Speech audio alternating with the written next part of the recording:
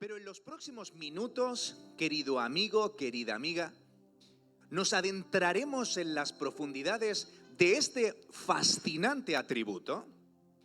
Veremos lo que es la santidad de Dios, veremos qué es lo que produce y veremos qué es lo que demanda. ¿Vale? Podríamos decir que la santidad de Dios es el atributo superlativo de Dios. ¿Esto qué significa?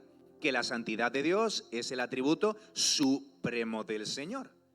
Y fíjate si es supremo, que de hecho es el atributo del que derivan el resto de sus atributos.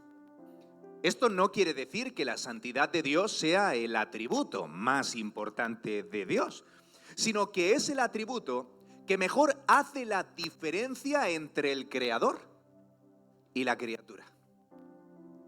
Es el que mejor hace la diferencia. De hecho, si nosotros viajamos de punta a punta de la Biblia, podemos ver que este fascinante atributo es el único que se menciona 3 veces en una misma frase. Leemos en Isaías 6:3 cómo los querubines coreaban alrededor del trono diciendo: Santo, Santo, Santo. En ningún otro apartado de la Escritura nosotros vemos cómo otro atributo es remarcado con tanto énfasis.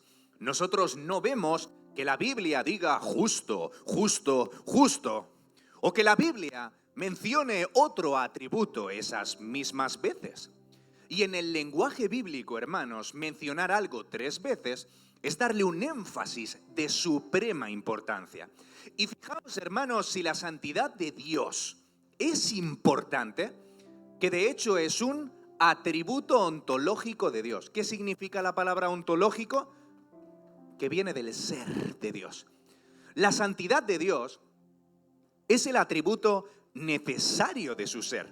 Así como dijo el puritano Thomas Brooks, él dijo lo siguiente: la santidad de Dios y su naturaleza no son 2 cosas, sino una. La santidad de Dios es su naturaleza y su naturaleza es su santidad. Ahora bien, ¿qué es la santidad de Dios? La santidad de Dios viene del hebreo kadosh. ¿Y esto qué quiere decir? La palabra kadosh quiere decir cortar, apartar o separar. Y ahora la pregunta es otra. ¿Dios está separado de qué? Lo primero que nos viene a la mente es lo que escucho de entre vosotros. Dios está apartado del pecado, ¿no es verdad? Pero aparte del pecado, además Dios está apartado de la creación. Y ese rasgo y peculiaridad de Dios es precisamente lo que lo convierte en alguien trascendente. En primer lugar, Dios hemos visto que está separado. En segundo lugar, vemos que Dios es trascendente. Ahora, la trascendencia significa que Dios es superior y distinto a todo. ¿Qué significa la trascendencia? Que Dios es superior y distinto a todo, así como vemos en Isaías 40:25. ¿A qué pues me haréis semejante o me compararéis? Dice el santo. Así como dice el teólogo Luis Berkhoff, el principal significado de la santidad de Dios es su trascendencia. Y la trascendencia podríamos resumirla en que Dios está separado de su creación, en que Dios es distinto a su creación. De una forma muy resumida, podríamos decir que Dios es otro. Dios es otro. ¿Os acordáis del famoso relato en el que los discípulos estaban atemorizados por miedo a que se los tragasen las olas en la barca? Vemos cómo de repente Jesús se despierta y hace enmudecer a la tormenta. ¿Cuál fue la reacción de los apóstoles? Vemos en Mateo 8:27, ¿qué clase de hombre es este que hasta los vientos y las aguas le obedecen? ¿Os dais cuenta de la pretensión de los discípulos? Los discípulos querían asignar una categoría a Jesucristo. Pero ¿sabes una cosa? Dios no puede ser metido en ninguna categoría en la que se incluya alguna otra cosa que no sea Él. ¿Sabes por qué? Porque Dios pertenece a una categoría sui generis. ¿Esto qué significa? Una clase en sí mismo. Dios no se parece a nada más, Dios no tiene nada que ver que nosotros podamos comparar, absolutamente nada, porque sencillamente Dios es una clase en sí mismo. Así como dijo el teólogo Arthur Pink en su famoso libro de los atributos de Dios. Escucha lo que dijo. Así como su poder es el vigor de sus perfecciones, su santidad es la hermosura de las mismas. De manera que sin omnipotencia, es decir, sin que Dios sea todopoderoso, todo sería débil, sin santidad todo sería desagradable. Hermano que me escuchas, ¿te imaginas vivir a merced de un Dios que fuera omnipresente? Un Dios que todo lo sabe, un Dios que todo lo puede, un Dios que está en todas partes al mismo tiempo, un Dios que es justo, un Dios que es inmutable, pero sin embargo un Dios que no fuera santo. ¿Te imaginas estar a merced de un Dios que no fuera santo? Ocurriría lo que dijo el teólogo Sproul. Si Dios no fuera tan santo y nosotros tan pecadores, entonces podríamos llevarnos bien. ¿Entiendes? Porque solo hay dos maneras de que te lleves bien con Dios: rebajando su santidad al nivel de tu inmoralidad o elevando tu moral al nivel de su santidad. Pero existe una distancia tan sumamente grande entre nuestro pecado y su santidad que eso hace imposible la reconciliación. De hecho, y por esta misma razón, es que la santidad de Dios es el atributo más odiado por los pecadores. Mira, si tú realizas una encuesta a las personas de Valencia preguntando acerca de la idea que tienen sobre Dios, muy posiblemente es que las personas empiecen a enumerar una serie de características como que Dios es alguien todopoderoso, que lo ve todo y que lo sabe todo. ¿No es así? Que tiene el control sobre el universo y demás. Pero seguramente que nadie esté dispuesto a admitir que Dios es santo. Porque la santidad de Dios incomoda a las personas. Y os pongo un ejemplo. Yo no tendría ningún tipo de problema en convivir en la misma casa con la persona más fuerte del planeta. ¿Sabes por qué? Porque podría protegerme si entran a robar ladrones. Tampoco tendría ningún tipo de problema en convivir en la misma casa con esa persona que es súper inteligente. Bueno, sería un manitas arreglando cosas, me pondría los enchufes y encontraría buenas estrategias para ganar dinero. Y desde luego que tampoco tendría ningún tipo de problema en convivir en la misma casa con el hombre más bondadoso de la tierra. ¿Sabes por qué razón? Porque me lo perdonaría todo si alguna vez me retraso con el alquiler o si pongo los pies encima de la mesa. Pero ¿sabes con quién tendría problemas de convivir en la misma casa? Con el típico hombre perfecto. Se levanta a las 5 de la mañana, es guapo, es talentoso, come sano, hace deporte, se dedica al arte, trabaja y gana muchísimo dinero, es súper educado. ¿Y sabes cuál es la razón por la que tendría problemas en convivir con el hombre perfecto? Porque ese hombre es la viva representación de todos los estándares que yo no alcanzo. Y eso me avergüenza. Y esto nos lleva a la tercera característica de la santidad de Dios. La primera, ¿cuál hemos dicho que era? Que Dios es separado. La segunda, ¿cuál hemos dicho que era? Que Dios es trascendente.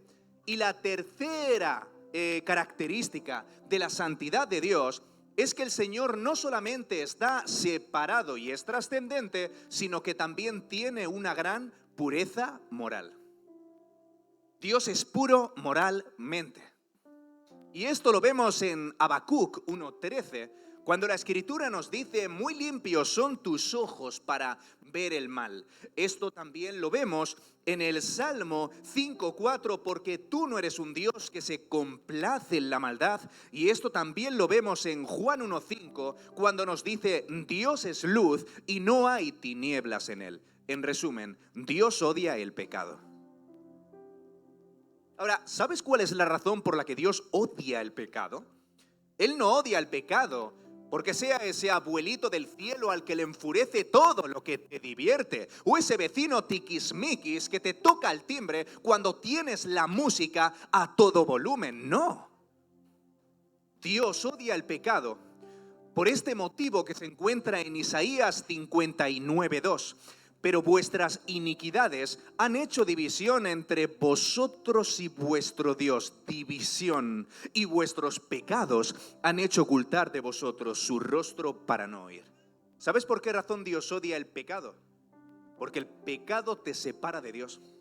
¿Y sabes cuál es la razón por la que Dios odia el pecado?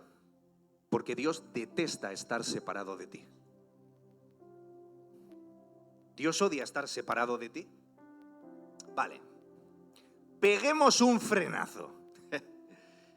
Hasta ahora, todo esto que hemos estado viendo acerca del Dios bíblico pareciera ser que nos está remontando al Viejo Testamento, ¿no es verdad? Esa especie de Dios furioso, indignado contra los pecadores, que se enfurece contra el mal. ¿A que sí? Y de hecho, admitámoslo. A menudo cuando tenemos conversaciones con personas no creyentes, cuando se menciona el Viejo Testamento es como que tragamos saliva, ¿no? Nos ponemos bastante tensos. ¿Cómo ahora yo defiendo al Dios de las plagas? ¿No es verdad? ¿A que sí? A mí, por ejemplo, me pasaba mucho. A menudo tragamos saliva cuando los no creyentes mencionan el Viejo Testamento. Y enseguida, ¿qué hacemos? Pues tratamos de justificar el diluvio, tratamos de defender a Dios justificando la estatua de sal en la que se convirtió la mujer de Lot. ¿No es así? ¿Ese es tu Dios? Yo no quiero un Dios así, desde luego. Tratamos de defender a Dios como si el Viejo Testamento fuera el pasado criminal de Dios. Hasta que, bueno, al final logró convertirse en una especie de Dios más civilizado en el Nuevo Testamento. ¿No es así? Y a menudo eso no sucede, pero ¿sabes una cosa? Esto no es así. Y es sencillamente por dos razones. Número uno, todo lo que Dios hace en virtud de su naturaleza es justo porque la misma justicia brota de su carácter natural. Y número dos, Dios no hace lo que es correcto. Es correcto por cuanto Dios lo hace. Vuelvo a repetir, Dios no hace lo que es correcto por cuanto Dios lo hace. Entonces la pregunta es esta: ¿el Dios del Viejo Testamento es el Dios del Nuevo Testamento? ¿Sí o no? Mirad, la Biblia perfectamente compilada de 66 libros que hoy cualquier cristiano moderno puede tener en su propia casa, no era la Biblia que existía antes. Antes sencillamente se trataba de 66 libros desperdigados, incluidos otros muchísimos más que se excluyeron del canon, pero que estaban esparcidos por el mundo. ¿Entiendes? Estaban esparcidos por el mundo. Hasta que hubo un hombre llamado Marción en el segundo siglo después de Cristo. ¿Y sabéis lo que hizo Marción? Fue el primer ser humano en compilar la Biblia, en unir los 66 libros para convertirlos en la Biblia que hoy todos tenemos en nuestra casa. Pero Marción hizo algo fatal. ¿Y sabes qué fue? Desechó el Viejo Testamento pensando que el Nuevo Testamento revelaba a un Dios distinto. Pero vuelvo a preguntar, ¿es el Dios del Viejo Testamento el Dios del Nuevo? Parece que no, porque en el Viejo Testamento es como que vemos todas sus páginas regadas de sangre, mogollón de guerras, plagas y castigos. Y pareciera ser como que ahora Dios se encuentra muchísimo más relajado en el Nuevo Testamento y sencillamente va regalando el cielo a todo quisqui. como que hay una incoherencia, una ambivalencia. No logramos conciliar lo uno con lo otro. Pero ¿sabes una cosa? La misma ira que se revela en el Viejo Testamento es la misma ira que se revela en el Nuevo Testamento. Lo único que cambia es el objeto de la ira. Por ejemplo, en el Antiguo Testamento nosotros vemos cómo Dios derrama su ira sobre Uza al poner su mano en el arca del pacto. En el Viejo Testamento nosotros vemos cómo Dios envía un diluvio sobre la tierra.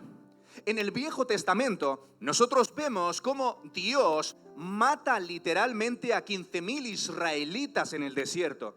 Y en el Viejo Testamento nosotros vemos cómo Dios fulmina en un instante a los hijos de Aarón por ofrecer fuego extraño. Pero ¿sabes una cosa? En el Nuevo Testamento Dios derramó su ira contra su propio Hijo para no seguir derramándola sobre nadie más. La misma ira que Dios revela en el Nuevo Testamento es la misma ira que revela en el Viejo Testamento, pero lo único que cambia es el objeto de la ira. Entonces, hagámonos estas preguntas. 3. Número 1. ¿Dios aborrece el pecado pero ama al pecador? ¿Sí o no? Sí. ¿Dios aborrece el pecado pero ama al pecador? ¿Sí o no? Vale. ¿Quién de los presentes podría mencionar el pasaje donde viene escrita esta frase? Creo que estaba en el Nuevo, ¿no? ¿Quién podría mencionar el pasaje donde se encuentra esto? Porque es un texto bíblico, ¿o no? ¿No? ¿No es un texto bíblico? Nuestra hermana tiene razón, no es un verso bíblico. De hecho, es una frase de Mahatma Gandhi, que sí, nosotros los cristianos hemos adoptado porque tiene su parte de verdad. Y tiene su parte de verdad. Lo cierto es que Dios nos ama. Mira, si Dios no te amara, no estarías sentado en esa silla hoy. La gracia y la misericordia de Dios se apoderó de nosotros cuando no lo merecíamos, porque nadie lo merecemos. Pero ¿es cierto que Dios ama al pecador pero aborrece el pecado? Leemos en el Salmo 5:4, aborreces a todos los que hacen iniquidad. ¿Cómo? Aquí la Biblia no nos está diciendo que Dios aborrece la iniquidad, sino aquellos que cometen la iniquidad. A ver, Proverbios 11:20, abominación son a Jehová los perversos de corazón. Pero aquí la Biblia no está diciendo que Dios aborrece la perversidad, sino a los perversos. Pero ¿qué hay más? Salmo 7:11, Dios está airado contra el impío todos los días. Aquí la Biblia no nos está diciendo que Dios odie la impiedad, sino a los impíos. Bueno, pero que yo creo que esto es porque solamente aparecen versículos del Viejo Testamento, pero en el Nuevo Testamento la cosa cambia, ¿no? Que no cambia. Creo que es igual. Juan 3:36. El que cree en el Hijo tiene vida eterna, pero el que rehúsa creer en el Hijo no verá la vida, sino que la ira de Dios aquí. ¿La ira de Dios en el Nuevo? La ira de Dios está sobre él. Y esto nos lleva a otra pregunta. Entonces, ¿Dios odia al pecador? ¿Sí o no? ¿Dios odia al pecador? ¿Dios odia al pecador? Escuchad bien, Dios no castigará al pecado, sino al pecador, ¿vale? Dios juzga al pecado en el pecador, pero no lo hace porque lo odia, sino porque es justo. Y esto lo vemos en Ezequiel 18:4. El alma que peque ciertamente morirá. Pero todo esto que estamos mencionando y que a menudo nos hace tragar saliva, incluso nos hace sudar en nuestra silla, es cierto que en muchos círculos liberales se ha concebido como la teología del miedo. Un defecto en el carácter de Dios, el lado oscuro de Yahvé. ¿Y sabes por qué se piensa esto? Porque se tiene una mala interpretación de lo que es la ira de Dios. A menudo nosotros, los cristianos, dibujamos una caricatura de un Dios destruyendo cosas. Pero eso no tiene nada que ver con la ira santa que reflejan las Escrituras, sino eso tiene más que ver con un estallido irracional. como cuando tú te enfadas y le gritas a tus hijos. Pero esa no es la ira que alude al Dios cristiano, eso tiene que ver con un estallido irracional. Pero verdaderamente la ira de Dios tiene que ver con su indignación moral. La ira de Dios, ¿sabes lo que es? La repulsión que nace del carácter de un Dios indignado con la violación de su voluntad. Así como dijo el teólogo Packer, ¿podría un Dios que sintiese placer con el mal ser un buen Dios? ¿Sí o no? ¿Podría un Dios que sintiese placer con el mal ser un buen Dios? Es precisamente esa reacción adversa al mal lo que es parte de su perfección moral. Y es esto mismo a lo que la Biblia se refiere cuando nos habla acerca de la ira de Dios. Y esto, hermanos, nos lleva a otra pregunta. ¿Entonces Dios nos ama a pesar de ser pecadores? ¿Sí o no? Estáis como asustados. Os habéis quedado cuajaos. Hermanos, ¿Dios nos ama a pesar de ser pecadores? Mirad lo que dijo el teólogo Hans Kung. El verdadero misterio no está en que un Dios santo y justo deba ejercer justicia. Eso es lo normal. ¿O no es así? El verdadero misterio está en que ese mismo Dios tolere a criaturas rebeldes contra su autoridad durante generaciones. Abre las puertas de la iglesia. Mira a las calles de Valencia. El gobierno está aprobando leyes cada vez muchísimo más perversas y la copa de la ira de Dios está rebasando el límite. La gente generalmente ha dado la espalda a Dios y ha abrazado el posmodernismo. La gente pasa de todo y solo vive para el hedonismo y el placer. ¿No es así? No quieren saber nada de Dios y ignoran la espiritualidad incluso. Y yo, que sepa, al abrir las puertas de la iglesia y ver las calles de Valencia, no estoy viendo que llueva azufre. No está lloviendo azufre. Dios no está condenando al mundo todavía, ¿o no es así?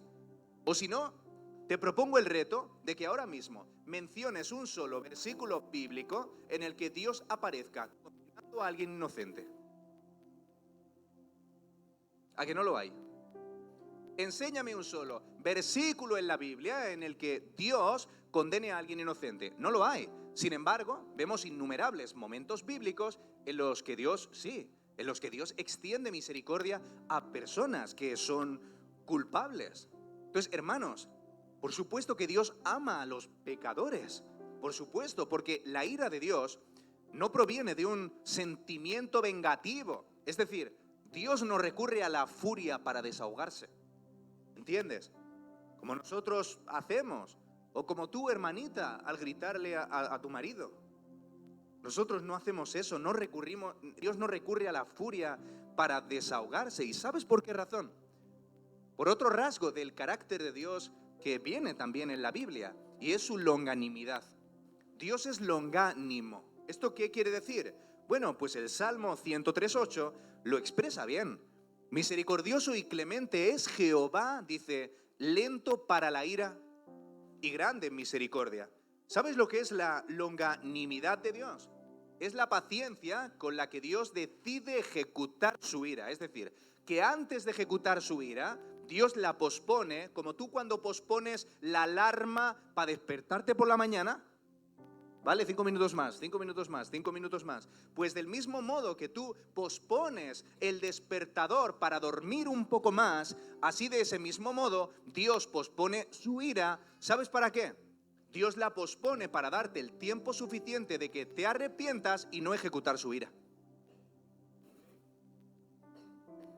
Y lleva 2025 años usando su longanimidad y dando tiempo suficiente a que las personas se arrepientan, teniendo a su propio hijo con los brazos extendidos en una cruz. Ahora, ¿qué es lo que la santidad produce? ¿Qué es? En esta época es muy conocido que los cristianos buscamos experiencias, ¿no es así? Los cristianos buscamos experiencias, buscamos sensaciones y ojo, no digo que esté mal, no digo que esté mal, Dios, de hecho, se ofrece al mundo como una experiencia, no simplemente como una teoría o un puñado de información que satisface tu intelecto. No, Dios es una experiencia. Pero es muy sabido que en esta época todo el mundo busca experiencia por encima de la idea que pueda tener de Dios. Lo importante es la experiencia. Y esto está mal porque al final tu Dios no es el Dios de la Biblia, es tu propia experiencia. Todos conocemos esa historia de la Biblia que mejor ilustra la santidad de Dios. Y está en Isaías 6, hermanos, cuando el profeta recibe una de las visiones más grandiosas acerca de Jehová. Él de repente ve el trono de Dios y ve al que es alto y sublime sentado allí y un montón de serafines sobrevolando alrededor y diciendo: Santo, Santo, Santo. ¿No es así? Esta es una de las visiones más grandiosas que nadie en la historia ha recibido nunca. Y probablemente Isaías pudo haberse sentido tentado a sentirse el ungido de la época. ¿No es así? El ungido de la época. Bueno, algo bueno ha tenido que ver Dios en mí para haberme considerado digno de recibir esta visión. Sin embargo, ¿qué es lo que nos cuenta la Escritura? Nosotros leemos en Isaías 6:5: ¡ay de mí que soy muerto! Porque siendo hombre inmundo de labios han visto mis ojos al Rey Jehová de los ejércitos. Lo mismo ocurrió con Pedro en la pesca milagrosa. Lucas 5:4, cuando terminó de hablar Jesús, dijo a Simón: boga mar adentro, echad vuestras redes para pescar. Entonces respondiendo Simón le dijo: Maestro, toda la noche hemos estado trabajando y nada hemos pescado, mas en tu palabra echaré la red. ¿Sabe lo que estaba diciéndole Pedro aquí a Jesús? Le estaba diciendo: venga, que está muy bien, que tú eres un experto en teología. Y si me hablas de Dios, te hago caso. Pero por favor, dame un poco de crédito, porque yo soy un pescador profesional. Pero bueno, te voy a seguir la corriente, venga. Si tú lo dices, echaré de nuevo las redes para pescar. Y sigue diciendo la historia: y habiéndolo hecho, encerraron gran cantidad de peces y su red se rompía. Entonces hicieron señas a los compañeros que estaban en la otra barca para que viniesen a ayudarles. Y vinieron y llenaron ambas barcas de tal manera que se hundía. Hermanos, si esto no sucede en el siglo XXI, apuesto, si Dios se pone en la puerta de tu negocio o en la puerta de tu trabajo, de verdad, y Dios hace algo así en el siglo XXI, apuesto porque Pedro hubiera redactado un contrato en el que Jesús firmaría presentarse una vez al mes en ese mismo muelle. Vamos, sería un chollo. Pedro hubiera estado forrado. Es decir, Pedro hubiese montado la mayor empresa de pescadería. De verdad, hubiera sido el negocio de pesca más lucrativo de la historia. Sin embargo, ¿cuál fue la reacción de Pedro? Lo vemos perfectamente. Lucas 5:8. Viendo esto, Pedro cayó de rodillas ante Jesús diciendo: apártate de mí, Señor, porque soy hombre pecador. ¿Cuál fue la reacción de Habacuc? Temblaron mis labios y me estremecí. ¿Cuál fue la reacción de Job? Me aborrezco y me arrepiento, en polvo y en ceniza. ¿Sabéis lo que dijo el teólogo Juan Calvino? Que los hombres no serán conmovidos con la convicción de su insignificancia. Esto quiere decir, no te sentirás insignificante hasta que no hayas sido contrastado con la majestad de Dios. No te sentirás insignificante hasta que no hayas sido contrastado con la majestad de Dios. Porque, hermanos, vamos a ser francos. Desnudemos el corazón. Seamos sinceros. Muchas de las personas que hoy habéis venido aquí, venís por las mismas razones que mueven a los ateos a emocionarse en Semana Santa. Porque si tu carne o tu humanidad es capaz de empatizar con Dios, sin sentir el fuego candente de la santidad de Dios sobre tus pecados y sobre tu conciencia, no es el Dios cristiano lo que te mueve, es una especie de Dios universalista parecido a Santa Claus. ¿Entiendes, hermano? Muchos de los que estáis aquí se os saltan las lágrimas con predicaciones de YouTube. Predicaciones que tienen más que ver con la provisión económica, con el consuelo, con que hay esperanza para tu matrimonio y esas cosas. Y eso está bien, porque lo necesitamos, pero eso no es sinónimo de haber sido abrumados por la santidad de Dios. Eso sencillamente es porque percibes al Dios bíblico como si fuera un osito de peluche. ¿Entiendes? Y muchas veces incluso venimos a la iglesia para vivir, sensaciones que palien un poco el sinsentido de vida que muchos de nosotros llevamos por nuestro pasado. ¿No es verdad? Pero eso realmente no tiene mucho que ver. Incluso el mundo, la sociedad de hoy reconoce las virtudes de Jesús. ¿Qué dijo Pilatos? Pilatos reconoció que Jesús era alguien inocente. De hecho, ¿qué dijo? No encuentro ningún delito en él. ¿Y qué hizo? Lo mandó a la cruz. El famoso filósofo Friedrich Nietzsche, el filósofo que acuñó la frase Dios ha muerto, consideraba a Jesús como un modelo de heroísmo. Jesús era un modelo de heroísmo para él, porque daos cuenta de esto. Si Jesús es la persona más homenajeada de la historia, si Jesús es la figura más homenajeada, ¿cuál es la razón por la que sus contemporáneos lo mataron? ¿Cuál es? ¿Cuál es? ¿Por qué Jesús irritaba tanto a los fariseos? Porque los fariseos eran los falsificadores de la santidad. Y Jesús era la santidad auténtica. Y es obvio que no estarían contentos, ¿entiendes? Incluso los profetas. Los profetas eran los viejos héroes del pasado. Pero los profetas nunca fueron los héroes del presente. No. De hecho, Jesús acusó a los fariseos de que sus padres los mataban, aunque ellos en el futuro los ovacionaban. No sé si lo pillas. Sus contemporáneos asesinaban a los profetas. ¿Por qué? Sproul lo dijo bien. La gente aprecia la excelencia moral siempre que se encuentre lejos de ellos. Por eso es razón, es que la santidad de Dios es el atributo más odiado por los pecadores. Y esa es la misma razón que llevó a Pedro a decir: aléjate de mí, Señor, que soy hombre pecador. Vete lejos. Por favor, vete lejos. ¿Qué dice Proverbios 28? Huye el impío sin que nadie lo persiga, porque se siente culpable. Porque se siente culpable. Porque ningún ladrón se escondería en una comisaría de la pasma. ¿A dónde se escondería? En un lugar donde la justicia no lo alcance. Ahora bien, ¿qué es lo que demanda la santidad de Dios? Bueno, en primer lugar hemos visto que Dios es, ¿qué? Santo. Hemos visto que Dios es santo. En segundo lugar hemos visto que Dios demanda una perfección que nadie tenemos, ¿no es verdad?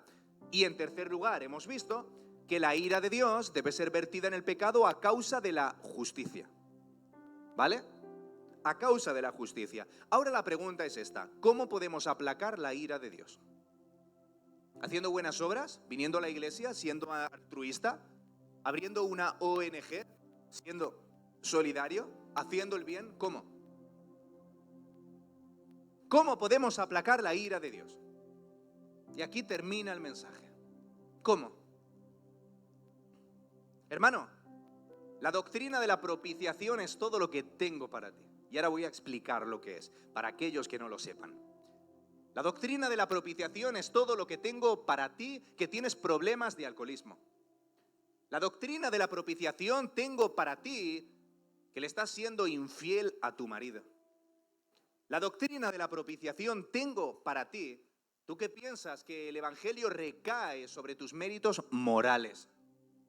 Para ti también, que piensas que el evangelio se reduce a un puñado de reglas que te llevarán al cielo.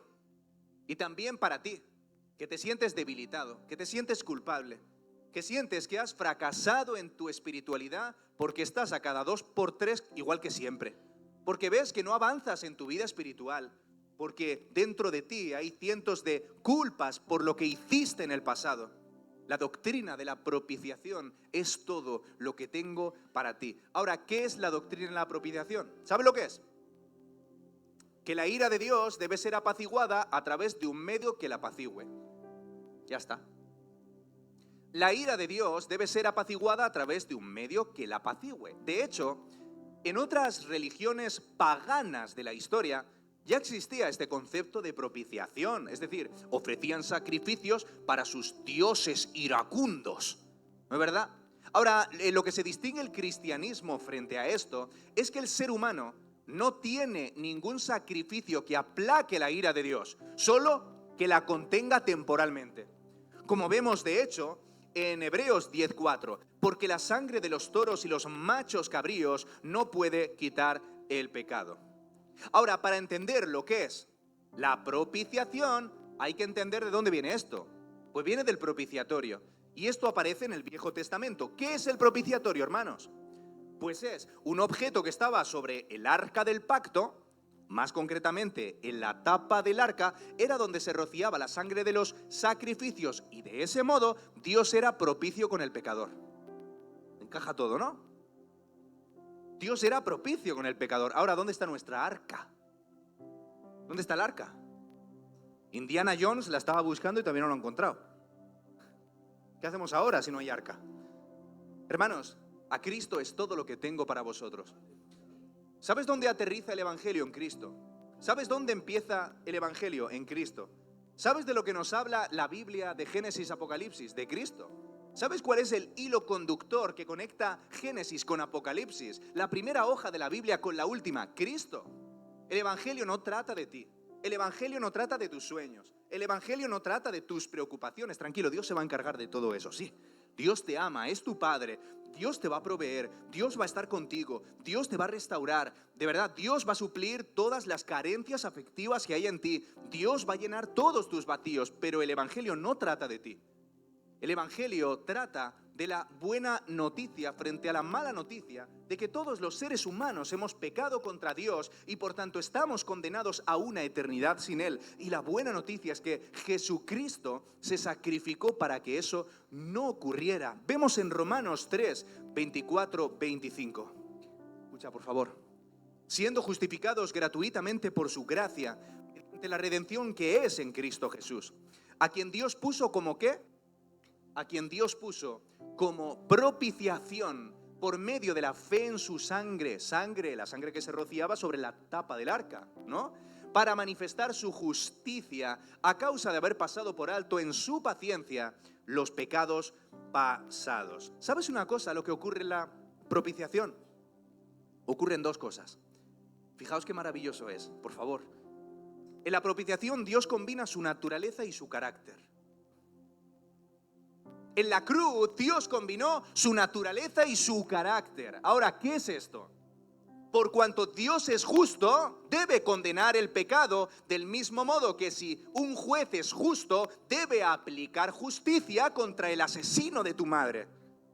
Muchas veces vemos a Dios malvado cuando aplica justicia, pero tú verías a un juez bueno si deja ir corriendo al asesino de tu madre en nombre del amor. ¿A que no? Sería un cómplice, sería un corrupto, sería un mal juez. Ahora bien, por cuanto Dios es justo, condena el pecado, pero por cuanto es misericordioso, condena el pecado en alguien que no eres tú. Y de ese modo, Dios satisface su justicia sin oponerse a su gran amor. ¿Entiendes? ¿Por qué? Porque si Dios no fuera justo, no hubiera habido demanda de que su hijo muriera. Y si no fuera misericordioso, amoroso y bondadoso, no hubiera habido disposición de que su hijo lo aceptara. Porque, hermanos, en la cruz Dios derramó su ira hasta una completa satisfacción. ¿Sabes por qué? Porque la ira no fue suspendida, ¿eh?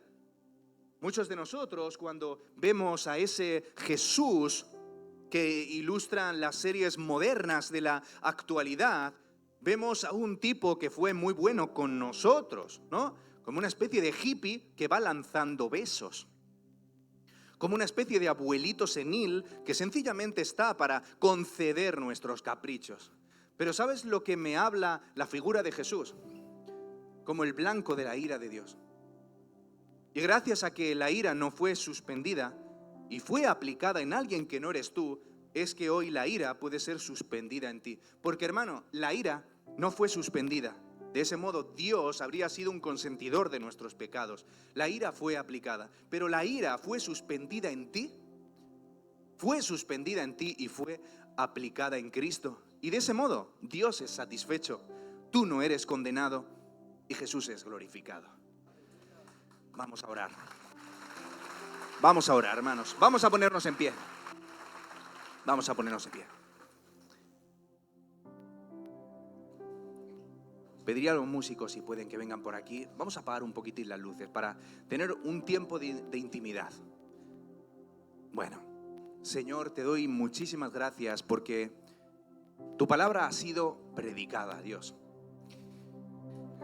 Puedo imaginar que han habido muchas cosas que se han dicho que igual no han quedado lo suficientemente claras. Pero te suplico, Dios, que lo más importante haya calado en los corazones. Este mensaje ha ido dirigido a esas personas que tienen una noción incorrecta acerca de quién eres. Este mensaje ha sido dirigido para aquellas personas que sí, tienen una espiritualidad, pero tienen una espiritualidad mal enfocada. Este mensaje, Señor, sabemos que ha ido a aquellas personas que nunca han buscado tu presencia. Esas personas que nunca han tenido un impacto con tu gloria. Te suplico, Señor, porque hoy conmuevas los corazones de las personas que no te tienen. Si hoy deseas oración, si hoy deseas que el Espíritu Santo te llene por completo, tranquilo, yo no tengo poderes mágicos, ¿vale? Pero Dios tiene el poder suficiente y el hecho de que vengas aquí al frente será una señal de tu valentía para decidirte a seguir este camino. Te suplico porque hoy vengas aquí si eres una persona que estás cansada al haber estado caminando todo este tiempo en el camino que no es. En un camino de religiosidad.